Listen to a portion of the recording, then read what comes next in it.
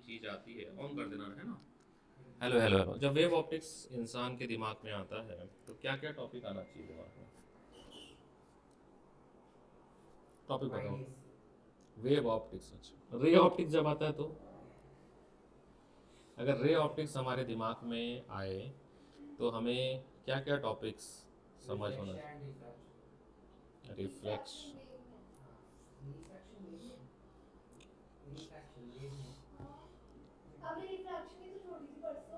Diffraction. तो ray optics 9 marks का आता है, डिफ्रैक्शन छोड़ा है मैंने। रिफ्लेक्शन, रे ऑप्टिक्स और वेव ऑप्टिक्स मिलाकर आपके बनते हैं 15 मार्क्स। जिसका जिसका प्री बोर्ड है उसका प्रायोरिटी होना चाहिए ray optics, wave optics, semi conductor. Semi conductor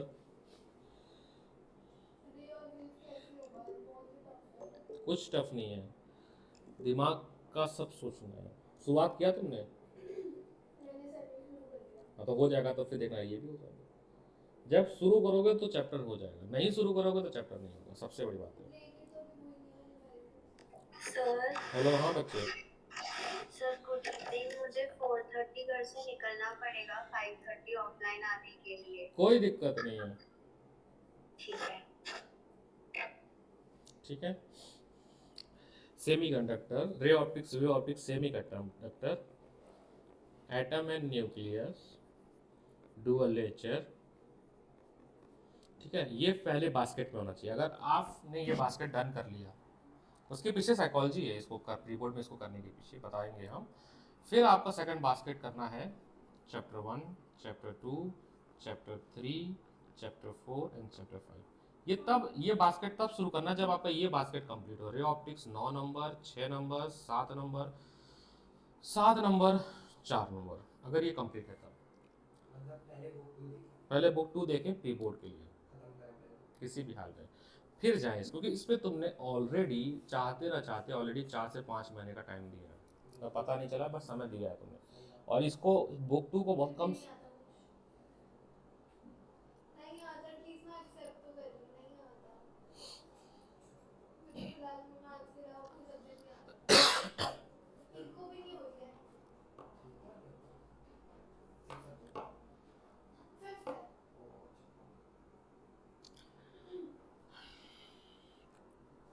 कोई वर्ड्स नहीं, सॉरी,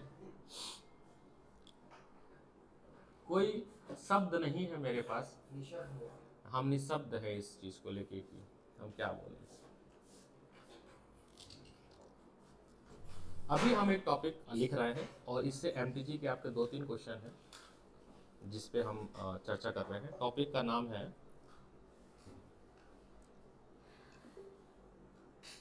टॉपिक का नाम है reflection of light. Reflection of light में हम लोग जो चीज़ पढ़ना है, जो हमें मेन जो आएगा पेपर में, वो है लेंस फॉर्मूला। एमटीजी देना मेरे को लेंस फॉर्मूला के कम से कम आपके फर्स्ट 12 क्वेश्चन, जब आप एमटीजी से जाओगे पहले क्वेश्चन नंबर 1 से लेकर क्वेश्चन नंबर 12 तक आपको 4 क्वेश्चन मिलेंगे। कौन कौन से मिलेंगे बताता हूँ।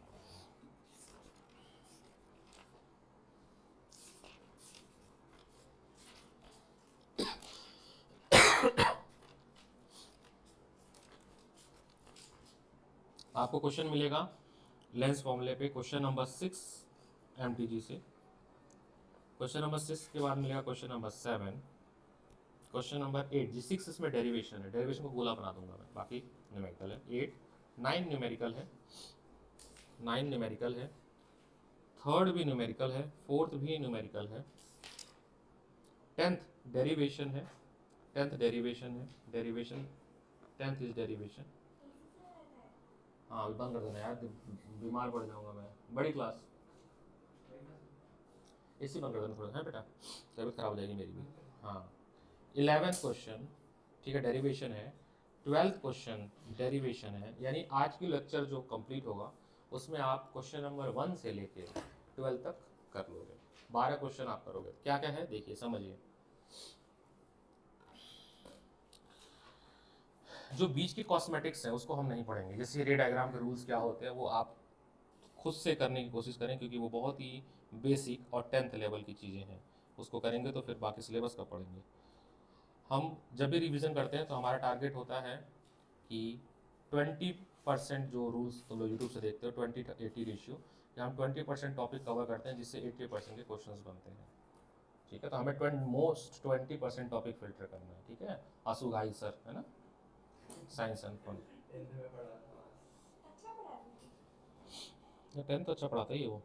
जैसे ये सारी डेफिनेशंस हैं ये आप बस देख लेना कि रेडियस ऑफ कर्वेचर क्या होता है, सेंटर ऑफ ये वो एक्स वाई जेड वो। कभी 12 का फुल लेंथ वीडियो देखना उसका, बहुत बेकार है सर दिखाएंगे। मेरे स्टूडेंट का पेड कोर्स है, क्यों लिया? 10th का देखिए, उसके फिजिक्स का कोई भी वीडियो वन शॉट देखना, मजा आ जाएगा आप लोग को, इतना बेकार पढ़ाता है वो। 10th तक जितना वो बम फोड़ता है ना, 11-12 तो आता ही नहीं उसको, और केमिस्ट्री भी पढ़ाता है वो दोनों पढ़ाता है। जो आप क्वेश्चन नंबर 2 देखोगे अपने बुक में एमटीजी में, वो है रेडियस ऑफ कर्वेचर और फोकल लेंथ का रिलेशन क्या होता है, F इज टू R/2 होता है। उसके लिए आप ये वाला डायग्राम देखो, ये कनकेव मिरर का ये वाला डायग्राम समझोगे। क्या है ये डायग्राम, देखिए यार,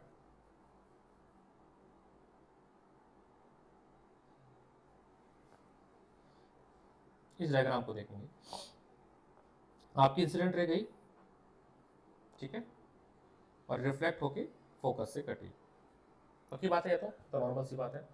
और सी से जो लाइन जाती है इसको नॉर्मल बोलते हैं, क्या बोलते हैं, नॉर्मल। ये एंगल ऑफ आई और एंगल ऑफ आर है, पक्की बात है। चलिए अगला जो मेरा टारगेट है वो ये है, इस डिस्टेंस को और इस डिस्टेंस को और इस डिस्टेंस को तीनों को इक्वल करना है, ये मेरा टारगेट है। कैसे करूंगा देखो बताते हैं। सबसे पहले तो कहूंगा सर एंगल आई जो है वो एंगल आर के बराबर है, वहीं पे एंगल आई जो है वो अल्फा के बराबर है, अल्टरनेट इंटीरियर एंगल जो जेड बन रहा है। इसका मतलब अल्फा जो है आर के बराबर है, बोलो है ना। जब दो एंगल बराबर होते हैं तो उनके साथ का करस्पॉन्डिंग साइड भी क्या होता है, इक्वल होता है। करस्पॉन्डिंग साइड भी क्या होता है, इक्वल। जब दो एंगल बच्चे इक्वल होता है तो उसके करस्पॉन्डिंग साइड्स भी क्या होते हैं, इक्वल। जब ये एंगल आपस में इक्वल है तो इसके सामने वाला साइड और इसके सामने वाला साइड बराबर होगा, यानी B F is equal to C F. ये तो अचीव हो गया, पहला काम तो हो गया। मैंने कहा ना 3 साइड इक्वल करना है। अब अगला टारगेट ये है कि मुझे सी और ये एफ पी इक्वल दिखाना है। एक डेफिनेशन हमने पढ़ रखा है वैसे भी कि जो ये फोकस होता है, फोकस होता है वो सेंटर पॉइंट होता है किसका, मतलब सेंटर ऑफ कर्वेचर और इसके जो डिस्टेंस का क्या होता है, ये बीच का सेंटर पॉइंट होता है। आप स्टेटमेंट वाइज भी कोट कर सकते हैं कि C F is equal to होता है एफ पी। अच्छा ओके, या दूसरा देखें क्या बुक में लिखा है इसने, इसने जो लिखा है उसको भी देखते हैं। ये मैंने साबित कर दिया, R is equal to alpha, C F is equal to F P. As a mirror of small aperture, अगर एपर्चर स्मॉल है तो ये जो डिस्टेंस है एफ पी और सी एफ ये दोनों बराबर है, क्योंकि हम एपर्चर बोल रहे हैं बहुत छोटा सा एपर्चर मान के चल रहे हैं। अगर ऐसा है तो देखिएगा सर, मैं लिखूंगा क्या ऐसे,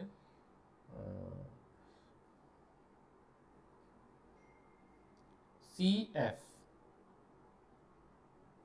is equal to F P, दूसरा C F is equal to F P, ये तो मैंने अभी साबित किया था। और ये हमने कहा कि सर ये एपर्चर स्मॉल है तो हमने इक्वल कर दिया, तो C P is equal to हो जाएगा C F plus F P, बोलो है ना। तो क्या मैं ऐसे लिख सकता हूँ, सी एफ को भी मैं एफ पी लिख देता हूँ, F P plus F P, क्या हो गया 2FP। अब सी पी जो है वो आर है, इज इक्वल टू 2F, तो F इज इक्वल टू, ये आया था 2 मार्क्स में, इसमें आया था क्वेश्चन नंबर 2 इन एमटीजी। देखो ध्यान, नहीं 10th में कहाँ प्रूव करने को आया था, क्यों बस फॉर्मूला पता होना चाहिए 10th में। अब कुछ टीचर करा देते हैं वो अलग बात है, वो नहीं आता लेकिन 10th में। ये आपके एमटीजी का क्वेश्चन नंबर 2 है, जो कि जब भी ये 2020 पता नहीं कब आया था, आई डोंट नो, साल नहीं पता मुझे। ठीक है, उसके बाद ये रे डायग्राम है, रे डायग्राम के रूल्स पता होने चाहिए, क्योंकि कभी कभी ये भी गलत कर देते हैं बच्चे। ठीक है, ये बनाने को आते हैं? नहीं, लेकिन जब हम क्वेश्चंस कर रहे हैं जैसे कि मिरर फॉर्मूले का डेरिवेशन कर रहे हैं तो एक तरह से यूज़ तो कर ही रहे हैं ना। जैसे मान लो ये क्वेश्चन जो है 9B, ये क्वेश्चन नंबर होगा आई होप 10 या 11-12 होगा क्वेश्चन नंबर आपके एमटीजी से। 11 है ना, उसमें ये बोला है कि जो इमेज बन रही है वो रियल एंड इन्वर्टेड बन रही है, मैग्नीफाइड बन रही है। फिर उसके बेसिस पे आप डिजाइन करो लेंस फॉर्मूला। अरे मिरर, क्या ट्रिक है, याद कैसे करना है? तो मैंने ट्रिक ये है, मैं आपको बताता हूँ। पहला स्टेप ये है कि हमें यहाँ पर ट्राइंगल को सिमिलर प्रूफ करना है। दो दो ट्राइंगल का पेयर लेंगे। तो सबसे पहले हम लेंगे ये ट्राइंगल, ये ग्रीन वाला पार्ट ये दिख रहा है, और ये, और कोशिश हमारी रहेगी कि height of object upon height of image is equal to जो हॉरिजेंटल लाइन है, कुछ तो होगी, आई डोंट नो, ये जो हॉरिजेंटल लाइन है वो हम रखेंगे। सेकंड बार फिर से दो ट्राइंगल चुनेंगे, कोई दो ट्राइंगल चुनेंगे ताकि फिर से हमें हाइट ऑफ ऑब्जेक्ट मिले, और यहाँ पर एम एन लेते हैं, एम एन को बोलेंगे ए बी के बराबर, और फिर से बेस का ही कुछ रेशियो बनाएंगे। दो बार सिमिलरिटी यूज करेंगे, ये याद रखना, दो बार हम सिमिलरिटी यूज करेंगे, और हम क्या करेंगे कि कुछ ही रिलेशन बनाने की कोशिश करेंगे, और लास्ट में हमें यू एफ के फॉर्म में कुछ इक्वेशन मिलेगा, और फिर लास्ट में हम यू एफ से डिवाइड करेंगे बोथ साइड, और हमें फॉर्मूला मिल जाएगा। तो चलिए समझते हैं होगा कैसे, समझाते हैं। तो तीनों तरफ देखो, मैं बताता हूँ कैसे करेंगे।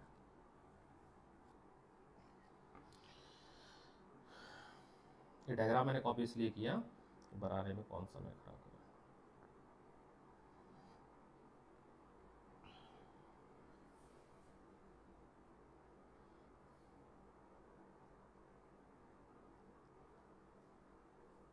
भाई हैंग हो गया तो ठीक है, डन, कोई दिक्कत नहीं। दिख तो नहीं रही है, ये हट जाए यार, हो क्यों नहीं रहा है?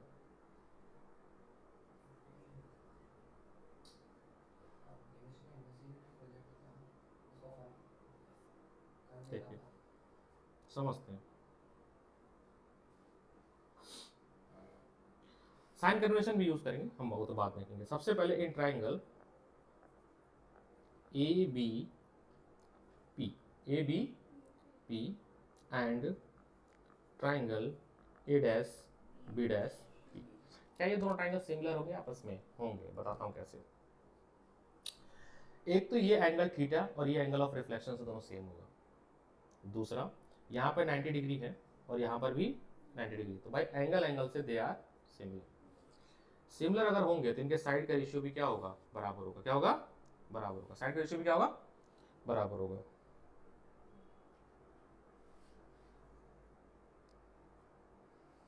देखिए, so A B upon A dash B dash, आपने फर्स्ट ट्राइंगल लिया और उसका हाइट लिया है, परपेंडिकुलर लिया है। कौन सा फर्स्ट ट्राइंगल लिया है? ये वाला फर्स्ट ट्राइंगल लिया है। यू टेक दिस ट्राइंगल, ये लिया आपने फर्स्ट ट्राइंगल। आपका सेकंड ट्राइंगल ये है। Practice practice practice practice practice से याद हो जाएगा। पता फिर भी कैसे चलेगा कौन सा ट्रायंगल कब लेने हैं? अभी भी कैसे पता चलेगा? मैथ में ना पहले प्रूफ पढ़ते थे हम लोग, left hand side is equal to right hand side, जैसे ट्रिगो में पढ़ा होगा 10th में। तो हमें उसमें करते क्या थे, परमुटेशन कॉम्बिनेशन लगाते थे, कोई ना कोई स्टेप लगाते थे, इधर उधर कर रहे थे ताकि हमें लेफ्ट और राइट मैच हो जाए, यही कोशिश करते थे। अब आपको कोशिश ये करनी कि आपको रिलेशन आना चाहिए यू वी एफ में। ये तो टारगेट है ना कि वी भी मिलना चाहिए, यू भी एफ। वो तभी मिलेगा जब हॉरिजेंटल आएगा, एक्स एक्सिस वाली डिस्टेंस आए। कौन सी डिस्टेंस आए? बी एफ एफ पी, ये डिस्टेंस आए, इसी से तो मिलेगा यू वी एफ। हाँ, यू वी एफ आपको किससे मिलेगा मेरे भाई? इस वाले ही लाइन से तो मिलेगा, इस लाइन पे जो डिस्टेंस है ग्रीन वाली। और ये लाइन कैसे मिलेगा? किसी ट्राइंगल से तो मिलेगा, किसी, देखो मैं बताता हूँ, ये है u, ये है f और ये v, इसी में रिलेशन चाहिए हमको। ये डिस्टेंस कहाँ से मिलेगा? किसी ना किसी ट्राइंगल से ही मिलेगा। अब हाँ अभी आते हैं, रुक जाओ, अभी आ जाएंगे ट्राइंगल। हाँ वो एक छोटा वाला ट्राइंगल। तो सुनो, लॉजिक यही है। दूसरा, ट्राइंगल अगर ले रहे हैं तो अगर हम सिमिलर ट्राइंगल कॉन्सेप्ट यूज़ करें और अगर कोई साइड कॉमन हो जाए तो वो कट जाएगी, लॉजिक तो ऐसे ही बिल्ड होगा। तो वही काम करने की कोशिश कर रहे हैं। तो हमने क्या किया, A B upon A B A dash B dash लिया, परपेंडिकुलर अपॉन परपेंडिकुलर, तो बेस अपॉन, तो फर्स्ट ट्राइंगल का बेस, फर्स्ट ट्राइंगल का जो बेस है वो है बी पी, और सेकंड ट्राइंगल का बेस है बी डैश पी डैश नहीं है, केवल पी है, केवल पी है, पी डैश है ही नहीं, देखो ना, केवल पी है। अब यहाँ पे मैं लिख भी लेता हूँ कि जो बी डैश पी है वो है माइनस बी, पी है माइनस यू, और एफ पी है माइनस का एफ। ये ठीक है, ये तो लिख ले साइन कन्वेंशन से।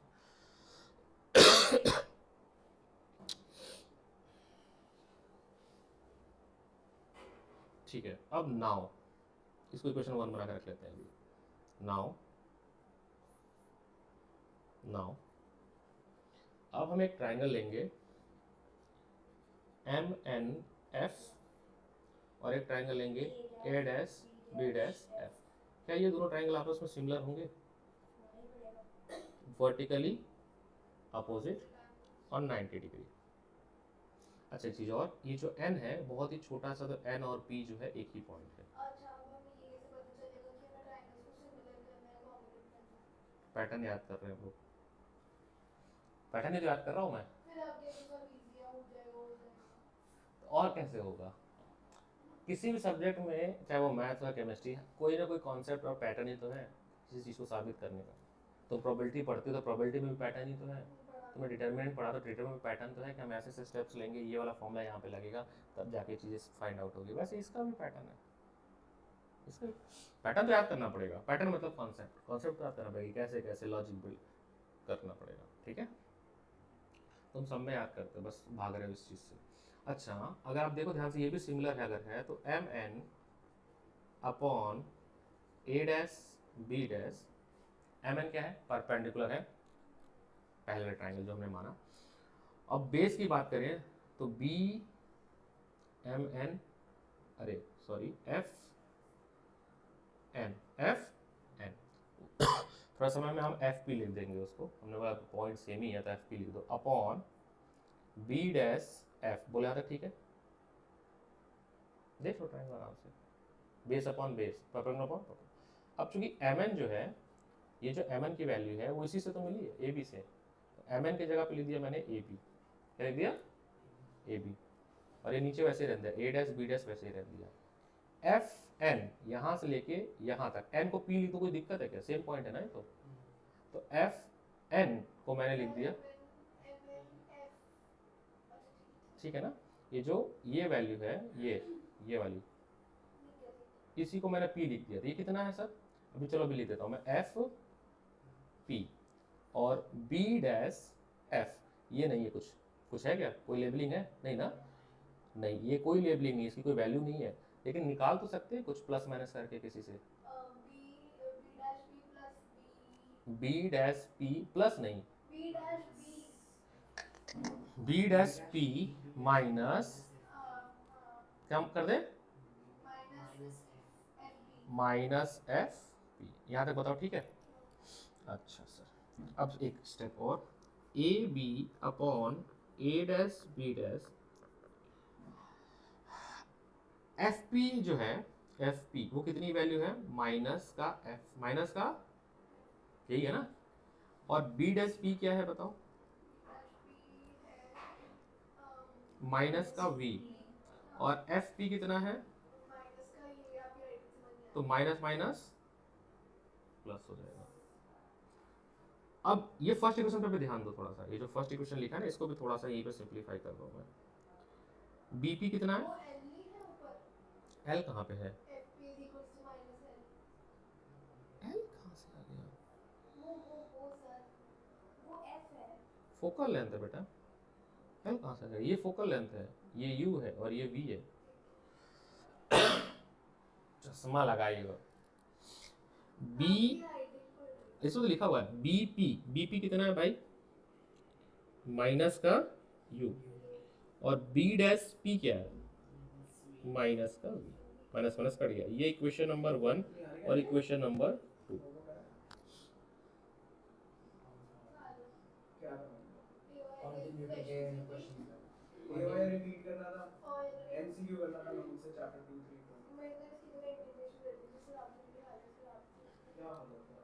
बुक लाए हो? ऐसा लग रहा। ठीक है, मैं भी स्कूल में जाऊँ तो मुझे जाते हैं तो नोट सेलेक्ट कर लेना कल, यहाँ से वेक्टर 3D में, ठीक है? इंस्टाग्राम से लेकर तू भी टेस्ट रख दे, अरे मैं तो ले कौन लूँ। नहीं संडे को रखूँगा तो सही, ये तो संडे को टेस्टिंग है सबके। ये घर में मैं भी तो थोड़ा दे दूँगी। आई रेस्ट माय केस। वो शिवे क्या है? सैटरडे को सैंपल पेपर बनाओ, संडे को कर दो। अरे सुनो, क्या क्या करोगे भाई? अरे पहले यहाँ तक बताओ, ये ठीक है? दो इक्वेशन देखो ध्यान से, एक ये ग्रीन ग्रीन ग्रीन और एक ये ग्रीन ग्रीन ग्रीन, दोनों की लेफ्ट हैंड साइड सेम है, दोनों की लेफ्ट हैंड साइड सेम है, तो अब दोनों कंपेयर कर दूं, राइट हैंड साइड भी सेम है, इक्वल है। देख लें दोस्तों, ठीक है? तो ठीक है, from first and second, from equation first and second, इधर क्या था, v अपॉन यू था ना, is equal to u upon v था, u अपॉन v था, is equal to minus F, और याद रखना, ठीक है? माइनस एफ अपॉन, हाँ ये याद रखना, minus F upon minus V plus U. Plus U, minus common जैसे ही लेंगे ये हो जाएगा u माइनस वी, बोलो है ना, u upon v is equal to f u minus v, criss cross.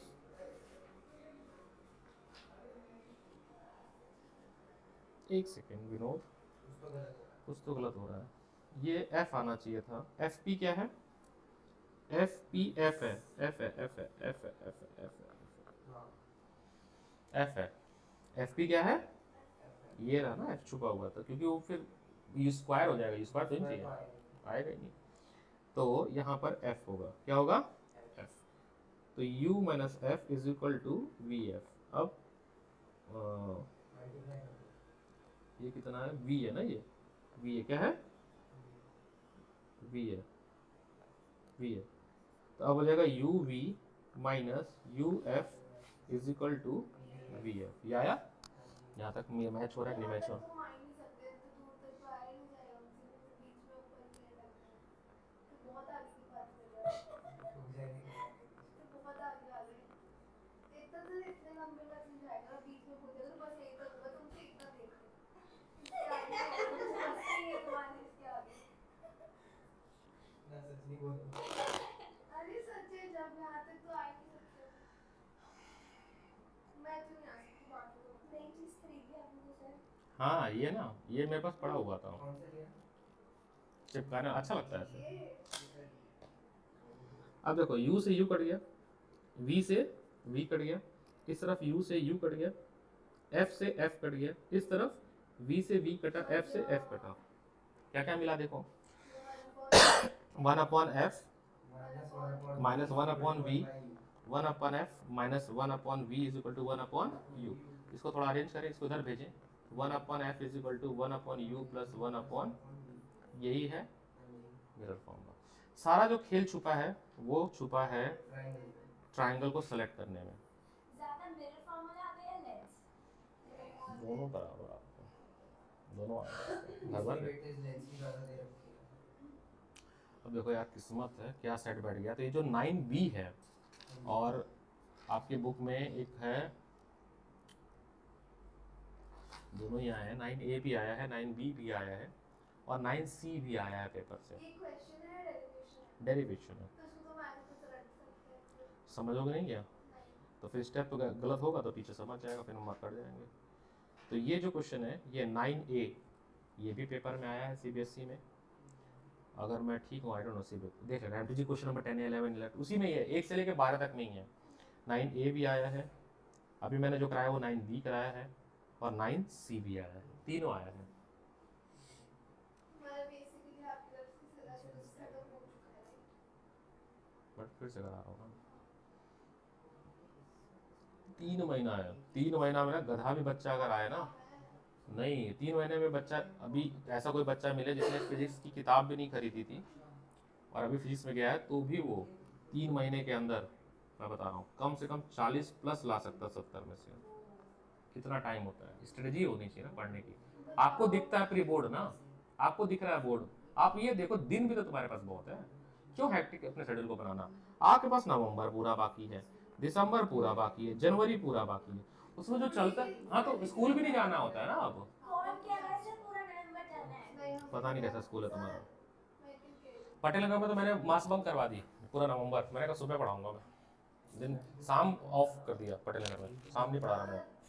ऐसा थोड़ी है सिर्फ फिजिक्स में कुछ नहीं आता, किसी भी सब्जेक्ट में नहीं आता ना, तो तेरे का तो कर क्या रहे थे तुम 7 महीने से हैं? तेरे को हो नहीं रहा है ना, मैथ्स भी नहीं हो रही अभी, तो कुछ भी नहीं हो रहा। इंटीग्रेशन में लास्ट क्लास में भूली बैठी थी, मैथ तो तुम 80 में 80 पा जाओगी, नहीं पाई, मैथ तो तुम टॉपर हो। नहीं खराब ही चल रही। नवंबर है, अगर छोटे छोटे ब्रिक्स बनाओ ना, सब पे हाई तो नहीं किया जाता है, 14 चैप्टर है ना, आप कॉम्बिनेशन बनाओ, एक 14 में से 5-6 चैप्टर आते ही होते हैं बच्चों को, और नहीं भी आते तो भी कॉम्बिनेशन बनाओ, और जो भारी भारी सब्जेक्ट उसको कॉम्बिनेशन बना के अपना रखना शुरू करो। अब मैं कैसे बना दूं, सबकी स्टडी अपने अलग अलग होती है ना,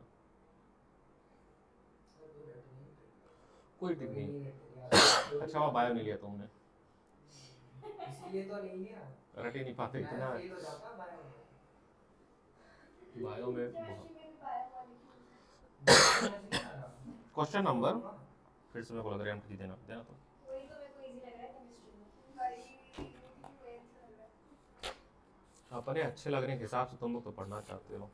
एक तो साइंस लियो, साइंस आसान चीज है। भाई, तो दिक्कत होगी सर्दी गलती से जो भी आजकल जो भी सब ये क्यों बोलते हैं कि साइंस क्यों ले लो?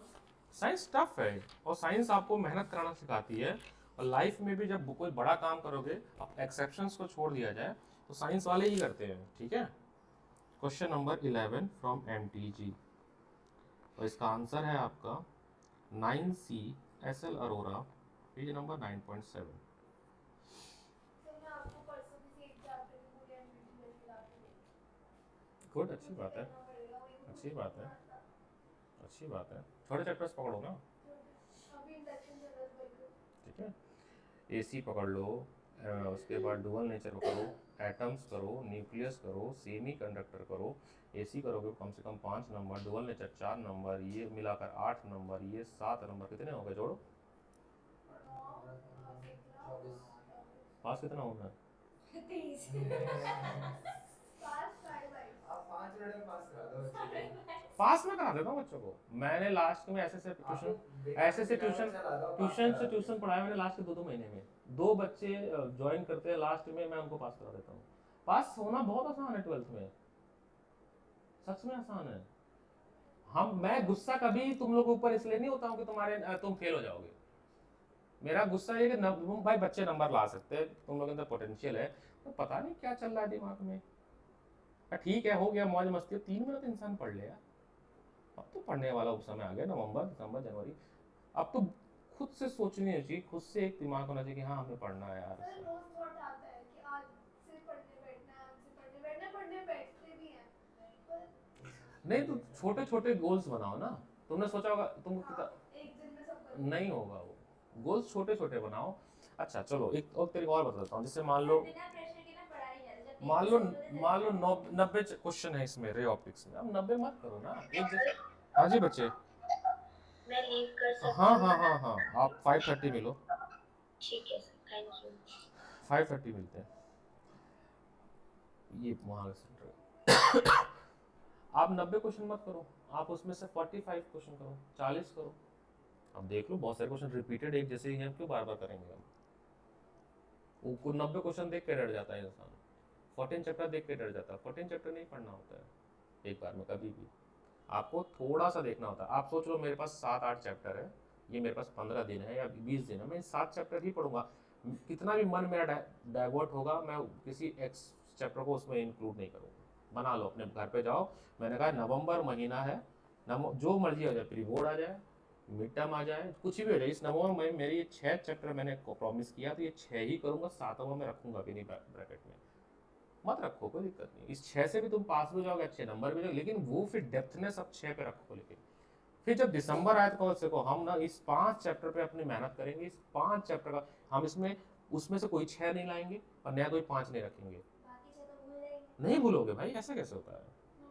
समय दियो, आप माइक्रो नोट्स बनाए हो, ऐसे कैसे भूलोगे? नहीं भूलोगे बेटा, ऐसे नहीं, ऐसा नहीं होता, नहीं भूलेगा नहीं। अच्छा बाकी ये आता, चलो भूलने वाले पे बात आते हैं। 1, 4 7 रूल होता है एक, है ना, आपने जो पढ़ा उसको चौथे दिन रिवाइज कर लिया, फिर चौथे दिन जो पढ़ा उसको 7वें दिन रिवाइज कर लिया, कभी जीवन में नहीं भूलेगा। तो रिवाइज भी थोड़ी 2 घंटे लेके बैठो। नहीं बहुत है रिवाइज, मतलब बहुत क्विक, आधा घंटा। खुद के माइक्रो नोट्स बनाओ, नहीं बनाओगे तो कोई फायदा नहीं है, खुद के माइक्रो नोट्स बनाओ। और तुम लोग जितना भाग रहे समय पर से भागते रहो, तुम्हें विश्वास ना हो ना तो अपने सीनियर से पूछ लिया करो जो यहाँ से पास आउट हो गए, अभी बुलवा देता हूँ मैं, सैंपल पर करो। मैंने 35 सैंपल पर कराया भाई, क्या बात कर रहा हो तुम लोग, करना ही नहीं है, पेपर करो। बार बार समझाता हूँ, माना तुमने पेपर किया 33 क्वेश्चन हुए, 33 टॉपिक्स हैं अपने आप में, उनको घर पे जाओ और तुम अच्छा इतना कैलिबर्स आपके अंदर के क्वेश्चन पढ़ के समझ आएगा कि इलेक्ट्रिसिटी का है ये किसका है, ये तो पता चल जाता है। ड्रिफ्ट वेलोसिटी क्वेश्चन आया तो आप लिखो क्वेश्चन नंबर 12 ड्रिफ्ट वेलोसिटी मेरे को नहीं आता था, एक सीट पे हो जाएगी। फिर उस दिन या आने वाले दिन से पहले जब भी नेक्स्ट पेपर होगा, जो जो क्रॉस जिन क्वेश्चन पे मारे हो उसके टॉपिक को रिवाइज करके नोट्स बना लो। ये मत सोचना कि अच्छा इलेक्ट्रिसिटी का ड्रिफ्ट वेलोसिटी नहीं आया तो मैं पूरा इलेक्ट्रिसिटी रिवाइज करूंगा, फिर तो हो गया। फिर मिक्स रिवीजन करो, थोड़ा सा अटपटा लगेगा लेकिन this is the best way to revise, कम समय में ज़्यादा टॉपिक। ट्रांसफार्मर आ गया तो अब ट्रांसफार्मर की जगह क्वेश्चन नंबर 14 ट्रांसफार्मर था, तो मैं ट्रांसफार्मर के लिए पूरा एसी और पूरा ईएमआई रिवाइज नहीं करने वाला हूँ, मैं बस ट्रांसफार्मर रिवाइज करूंगा, ट्रांसफार्मर के माइक्रो नोट्स बना लूंगा। मैंने क्वेश्चन नंबर 32 प्रिज्म पे क्वेश्चन आया था, मुझे प्रिज्म नहीं आता था, मैंने बुक उठाई, देखो बेटा आप लोग को भी हवाबाजी नहीं लग रहा है, जिस दिन भगवान करे आप अच्छे कॉलेज में जाओ, प्रोफेसर आपको कुछ नहीं पढ़ाएगा, मैं आपको सच बता रहा हूँ, और मेरी बात समझ आ जाएगी तुमको। कोई प्रोफेसर नहीं पढ़ाता, मेरी बहन पढ़ रही है 2 महीना हुआ उसको, और उसका पेपर है अभी, और कह रही जितना मेरे पूरे जीवन में नहीं पढ़ा उससे ज़्यादा सिलेबस आ रहा है, अभी कल परसों पेपर है उसका मेडिकल में, और प्रोफेसर तो है ही नहीं, पहली बात तो ये क्लास ही नहीं लगती है, और है वो मेडिकल कॉलेज। बताओ बच्चा कहाँ से पढ़े, कैसे डॉक्टर बनेगा ये? तो किताब बता दिया प्रोफेसर ने, किताब बता दी, लाइब्रेरी बुक्स अवेलेबल है, सिलेबस बता दिया, खुद पढ़ो। खुद किससे पूछते हैं पता है बच्चे, फिर कॉलेज में सीनियर से पूछते हैं कि क्या तरीका होता है पढ़ने का, कुछ पेपर का पेपर, सबका कल्चर चलता था, कोई एक होगा मग्गू जो पढ़ा होगा, जिसने अपना पैटर्न बनाया होगा। अब हमेशा कॉलेज में होता है, कॉलेज में लेक्चरबाजी होती है, अब तुम कह रहे नोट्स दे दो, नोट्स बना दो, प्रोफेसर साहब पढ़ाएगा तुम नोट्स क्या ही बनाओगे? तो किताब लेके खोल के पढ़ना तो पड़ेगा, लाइन बाय लाइन पेंसिल से पढ़ना पड़ेगा, और इसके अलावा कोई अल्टरनेटिव नहीं है। अगर फिजिक्स का दी बेस्ट टीचर वो इंडिया का भी अगर आ जाएगा, और तुम जो घर पे जाके किताब खोल के ऐसे लाइन बाय लाइन नहीं पढ़ोगे, तो तुम्हें वो पढ़ाने का जो लेक्चर वो समझाया वो 2 दिन बाद तुम्हारे दिमाग से निकल चुका होगा। हम मैं लाइन बाय लाइन पढ़ता हूँ किताबें, मेरी किताब देख लोगे ना, जो चैप्टर वाइज मेरी ना लाइन बाय लाइन सर्कल होती है सारी किताबें, आपको इसी से समझना। और इतना डम हम लोग नहीं कि इंग्लिश पढ़ के हिंदी नहीं समझ पाएंगे, इतने डम तो नहीं है भाई, तो हिंदी मीडियम में पढ़ लेते, गुजराती मीडियम में पढ़ लेते, पंजाबी मीडियम में पढ़ लेते। अगर हम इंग्लिश मीडियम में पढ़ाया गया कि अगर इसमें लिखा कंसीडर मतलब मानो एन ऑब्जेक्ट, एक ऑब्जेक्ट को मानो जो ए बी है, जो प्रिंसिपल एक्सिस पे रखा हो, समझ गया कि प्रिंसिपल एक्सिस क्या है। लेकिन बात यह है कि जब हम इसको पढ़ने बैठे तुम्हें 4 घंटा 3 घंटा चाहिए, तो तुम लोग के पास है नहीं, शॉर्टेज ऑफ टाइम पे चल रहे तुम लोग, डिस्ट्रैक्शन खत्म करो अपना, पढ़ कोशिश तो करो, पहले ही सोच लो कि नहीं हो पाएगा, नहीं हो पाएगा, तो सच में नहीं हो पाएगा, दैट्स अ फैक्ट। ठीक है, तो क्वेश्चन नंबर जो मैंने कहा है इसका आंसर यहाँ पर, ये वाला डेरिवेशन आप खुद से करोगे अभी क्लास में, मैं आपके सबके पास बुक है, मैं अटैच भी कर देता हूँ, डायग्राम बस अटैच कर रहा हूँ, ये वाला, डू इट, समय निकालो, हो जाएगा। ठीक है, और बहुत सफिशिएंट टाइम है यार, क्या बात करो, पिछली बार मैंने एक बच्चे को पढ़ाना शुरू कब किया था, अगस्त में तो पढ़ाना शुरू किया था उसको, ठीक है, वो जो संस्कृति स्कूल का बच्चा था, और इतना अच्छा नंबर लाया था वो, और बहुत अच्छे नंबर लाए थे उसने। ठीक है, अच्छा अभी एक बहुत बड़ा मिथ है ना दिमाग में, तुम लोग क्वेश्चन करो, बात करता रहूँगा मैं, ये बुक लो, ये वाला क्वेश्चन करना है, इसको कंप्लीट करना है कि नंबर से फ़र्क नहीं पड़ता है। सर एलिजिबिलिटी तो 65% ही होती है, 55% ही होती है। अभी हमारा एक स्टूडेंट है, तो न्यूजीलैंड की कोई कॉलेज है, इंस्टीट्यूट है, जिससे वो फ्लाइंग का कोर्स करने जा रहा है उसने फॉर्म भरा, एलिजिबिलिटी थी 55%, पीसीएम में 55% वाले फॉर्म भर सकते हैं, 100 लोग ने भरा, 10 सीट थी, पता किसको लिया गया? जिनके 80 नंबर ऊपर थे। गई एलिजिबिलिटी, गई तुम्हारी एलिजिबिलिटी। फिर ये जो एलिजिबिलिटी वाला दिमाग में गियर डाल दिया गया है ना कि सर 33% तो चाहिए था, अरे 33 से तुम पास हो गए, तुम फॉर्म भरने के लायक हो, आगे नहीं बढ़े, बात समझ गए? आपने एमबीबीएस कर लिया, ठीक है, मेदांता में आपकी जॉब लगेगी, आपकी रिज्यूम आई, ये भी एमबीबीएस किया है, लेकिन आपके 10th में 42% है, इसके 78%, इसको लिया जाएगा, फिर है आप एम्स से, एक्सपीरियंस तो बाद में बताओगे ना, तब तक तो 10 साल, तब जब एक्सपीरियंस होगा तो खुद का क्लिनिक खोल, नौकरी क्यों करोगे? लेकिन जब तुम्हें पहला ही लॉन्चिंग पैड नहीं मिला, अब वहीं पे अगर उसका 45 होता, उस जिस ड्रीम इंस्टीट्यूट में चाह रहा था कि मुझे एडमिशन मिल जाए, और उसके परसेंटेज ना होते तो पायलट बनता, पायलट, बट वहां से पायलट नहीं बनता ना जहां से उसको बनना चाहिए था। 87 मार्क्स उसके फिजिक्स में थे हार्दिक के, 91 है उसके मैथ्स में, और 97 या 96 है उसके फिजिक्स में। न्यूजीलैंड जा रहा है वो, और यहाँ पे जो डीजीसीए का जो एग्जाम होता है इंडिया में वो तो क्लियर हो गया, लेवल होते हैं एग्जाम्स के, तो जो यहाँ का एग्जाम होता है वो क्लियर हो गया। फ्लाइंग सीखने के लिए ग्राउंड होता है, फ्लाई होता है, ग्राउंड इंडिया में होता है, ग्राउंड पता नहीं, मेरे को भी ज़्यादा पता नहीं है। जो फ्लाइंग का होता है वो आप कहीं से भी कर सकते हो। 14 मंथ का कोर्स है, सोचो कितना अच्छा है। अभी वो 18 साल का भी नहीं हुआ है, 17.5 साल का है। 14 महीने में, 14 1.5 साल में पायलट बन के आ जाएगा, ठीक है। अब गारंटी होती है, जॉब लग जाती है, गारंटी प्रोग्राम होता है। उसके बाद 5 साल में कैप्टन बन जाएगा। अगर कैप्टन बनते हो तो 9 लाख रुपए सैलरी इंडिया में है एवरेज मंथली। कौन सा कोर्स है जो आपको 2 साल में इस लायक बना देता है भारत में आफ्टर 12?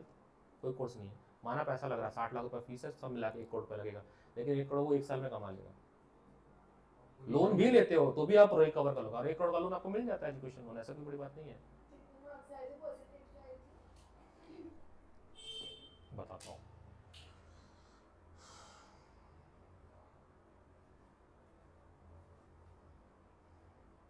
मैंने उस पर डाला इंस्टाग्राम पे अपने, ऐसे याद नहीं रहता है, कहीं पढ़ा होगा पूछा, बट इतना पता है 87, 91, 96 उसके मार्क्स थे।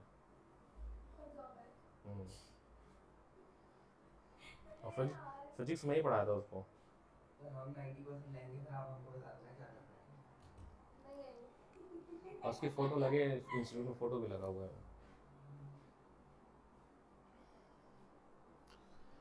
पढ़ लो अभी भी सर, कैसे सर बताइए।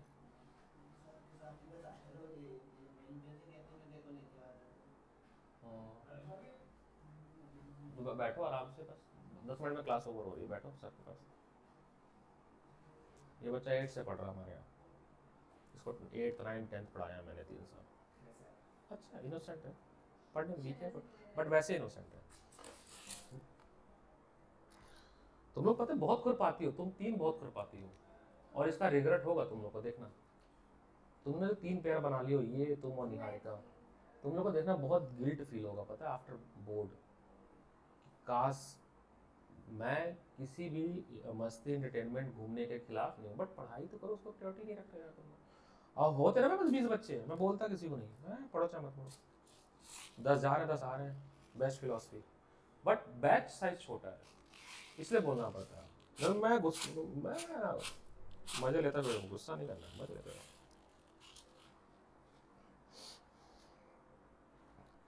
क्यों सिविल है ना, चल पासवर्ड मिल गया मेरे को, वहाँ पे समोसा लेता मैं, मिल गया।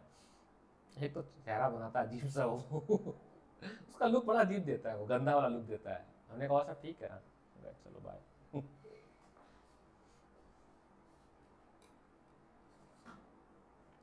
आज मैंने एक ही टॉपिक कराया, एक ही कराया, टॉपिक का नाम है मिरर फॉर्मूला। इस पे 12 क्वेश्चन आपके एमटीजी में, 6 कर लेना। रे ऑप्टिक्स का मैं डिटेल में रिवीजन करा दूंगा, लेकिन पैरेलली तुम कोई और चैप्टर भी मेरे साथ अपने साथ उठा लो, ताकि तुम्हारा 2 होता रहे। मैं रे ऑप्टिक्स करा रहा हूँ, समय लगेगा, मैं 1 हफ्ते पढ़ाऊंगा आराम से, 2 हफ्ते पढ़ाऊंगा आराम से डिटेल में, साथ में आप डुअल नेचर उठा लो, जो भी ठीक लगे, मैं ये नहीं कह रहा। आप सेमीकंडक्टर उठा लो, करंट इलेक्ट्रिसिटी उठा लो, और कुछ भी उठा लो, मेरे कहने मतलब ये है। इसके बाद मैं एसी कराना, ये कराऊंगा डिटेल में। मुझे एसी में बड़ी दिक्कत आती है क्योंकि इसमें काफी मैथ्स है। ये जो चैप्टर रे ऑप्टिक्स, ये मैं वैसा पढ़ा रहा हूँ, मैंने पहले नहीं पढ़ाया, डिटेल में पढ़ाऊंगा, डिटेल रिवीजन चाहेगा इसका। टर्मोलॉजी कम यूज़ करूंगा, डेफिनेशन वगैरह कम, लेकिन रिवीजन डिटेल जाएगा। मान के चलो 6-7 क्लास दूंगा इसको आराम से, क्योंकि इस पे मेरे को कमांड कराना है ऑप्टिक्स पे बच्चों का। ऑप्टिक्स में नंबर नहीं आते हैं, क्वेश्चन कट जाते हैं बच्चों का। टीचर को पता होता है कि किस चैप्टर पे कितना एफर्ट डालना है। सर जो डेट शीट आपने डाली थी उसके अकॉर्डिंग होगा सामने? देखो होगा, तुम आओगे तो, मैं तो हाँ तो फिर होगा। एक बात बताओ, तुम लोग सोचो हमें क्या गर्ज लगी एक टीचर को हायर करके और हम अपने प्रॉफिट में से उसको सैलरी दे रहे हैं। जरूरत क्या, हम इसलिए ताकि टेस्ट ऑर्गेनाइज हो जाए सिस्टमेटिक, ईमानदारी से करो तुम, तुम्हारे लिए भलाई है यार। अब 3 महीने में कॉलेज जा रहे हो, तुम्हें कॉलेज में ना कोई भी नहीं पूछेगा, पेरेंट्स छोड़ो समाज भी नहीं पूछेगा कि तुम पढ़ रहे हो कि नहीं पढ़ रहे हो। तुम्हें खुद शर्म होगी पढ़ने के लिए, जब फेल होगे ना, अगर यार नेक्स्ट पे जाना। तो अभी बोला जा रहा है 3 महीने के बाद जैसे ही आप XYZ कॉलेज में आओगे, कोई टीचर, कोई प्रोफेसर, कोई समाज, कोई पेरेंट्स बोलता ही नहीं है पढ़ो चाहे मत पढ़ो।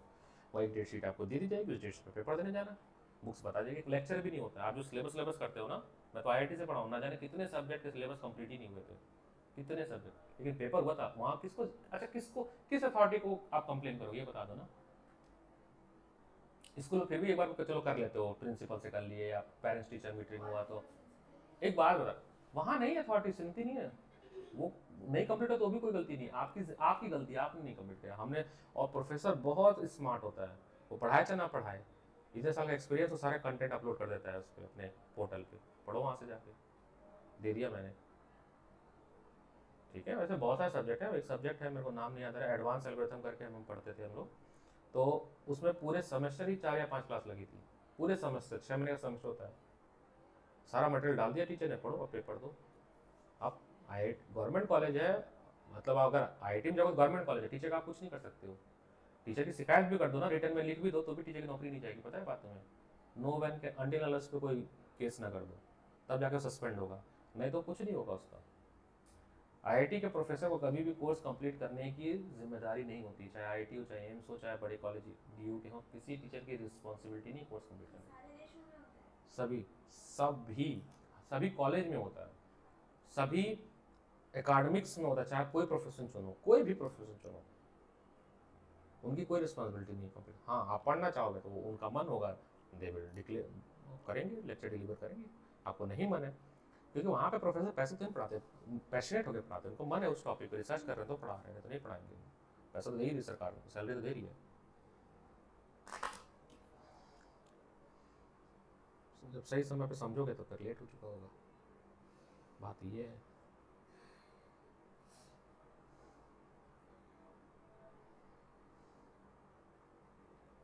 बताइए, बच्ची आसाम से मेरे को क्लास ज्वाइन की थी, आसाम से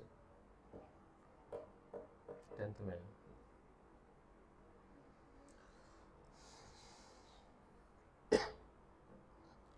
डेरिवेशन का एक ही है कि आप लॉजिक याद करो, जैसे बर्नौली है, तुमने बोला ना, मैंने बर्नौली का लॉजिक पता है क्या क्या किया।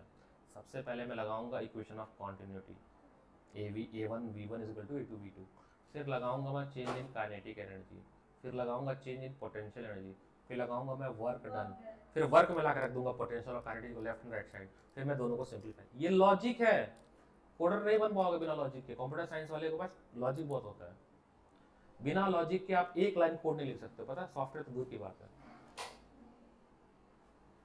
कहानी क्या मैं आपको बताऊंगा, आपको समझ नहीं आएगा ये सब चीज़ें, क्योंकि वो फील्ड नहीं है ना। मेरे को एनालिसिस समझाया, मेरे को तो समझ आएगा।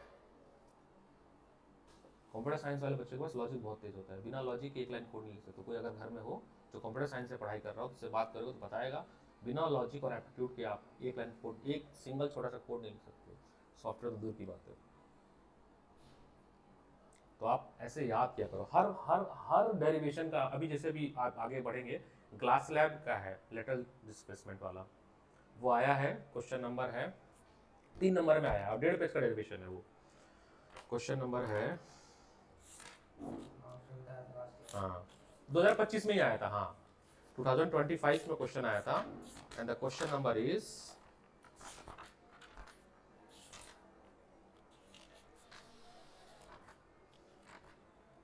इससे तो तुम लोग तो 10th में पढ़े हो, पता है, इससे ज्यादा पढ़े हो, थोड़ा विजुलाइज करना। 10th वालों को गिल कर देता हूँ मैं, अभी देखो सबकी हालत खराब किया हो 10th वालों की, भाग गए थे सब, 3 बजे क्या चले गए सब, मैथ क्लास हुई फिर भाग गए। फिर फोन किया मैंने, मैं ग्रुप में मैं वॉइस नोट डाला, जो 4 बजे नहीं आएगा वो फिर या तो वो एडमिशन यहाँ से कैंसिल कर लो, मैं नहीं पढ़ा रहा नेक्स्ट क्लास से। आएंगे कितने आ गए, अभी आ जाएंगे, आना ही पड़ेगा। विकास ने फिर 5 बजे बोल दिया ना कि ब्रेक ले ले बच्चे की, कोई पटेल नगर से आ रहा है। क्वेश्चन नंबर 18, ये आपको लेटरल शिफ्ट का डेरिवेशन करना हो, जो कि बहुत लेंथी है, तो मैंने याद किया है इसको, पैटर्न लिया, मैंने कहा 2 ट्राइंगल चुनूंगा मैं, एक ट्राइंगल से हाइपोटेनस बनाऊंगा, क्वेश्चन नंबर 18 है, हाइपोटेनस का निकालूंगा कुछ साइन कॉस आर के फॉर्म में, फिर दूसरा ट्राइंगल लेके साइन आई माइनस आर लूंगा, और जितने आर वाले कंपोनेंट उसको आई में कन्वर्ट करूंगा। हाँ, रिजल्ट याद रखना चाहिए उसके लिए, ये बात भी है, रिजल्ट नहीं याद होगा तो नहीं कर पाऊंगा। फिर मैं सब्स्टिट्यूशन करूंगा और फिर थोड़ा थोड़ा करते करते वहां तक। लेकिन लॉजिक तो मैंने बनाया ना कि मुझे याद कैसे करना है, तो फिर तो याद ही नहीं रहेगा। हर डेरिवेशन का तुम अपने दिमाग में लॉजिक बनाओ, हर डेरिवेशन का कि हम क्या करेंगे, पहले कौन सा स्टेप परफॉर्म करेंगे, फिर उसके बाद धीरे धीरे फिर याद हो जाएगा। बस सोचो खड़े देख के ऐसे चालीसा है कोई तो हनुमान चालीसा है तो याद हो जाएगा, तो नहीं याद होगा। Pattern should be, you have to learn. 400 question है तो 400 पैटर्न याद करना पड़ेगा। तुम किसी प्रोफेशन में जाओ, डॉक्टर बनोगे, कई हजार दवाइयाँ याद करनी पड़ेंगी, उसके सॉल्ट याद करने पड़ते हैं। हर दिन सिप्ला कोई और कंपनी बना रही है, ठीक है, ऐसा ही होता है। सॉल्ट याद होना पड़ता है, फिर वो लिखना पड़ता है, तो मेडिकल स्टोर का सॉल्ट देख के सिप्ला का उठा के देता है। कितने सॉल्ट याद करोगे, कई सारे सॉल्ट हैं। जो भी प्रोफेशन चुनो, मैं तो ऐसी बात नहीं कर रहा, जो भी प्रोफेशन चुनो सब में ये लॉजिक है। अगर मेहनत करो। आज की कक्षा मोटिवेशन के रूप में खत्म होती है, फिर भी एक टॉपिक कर दिया है मैंने, ठीक है। और एक चीज और बताता हूं मैं,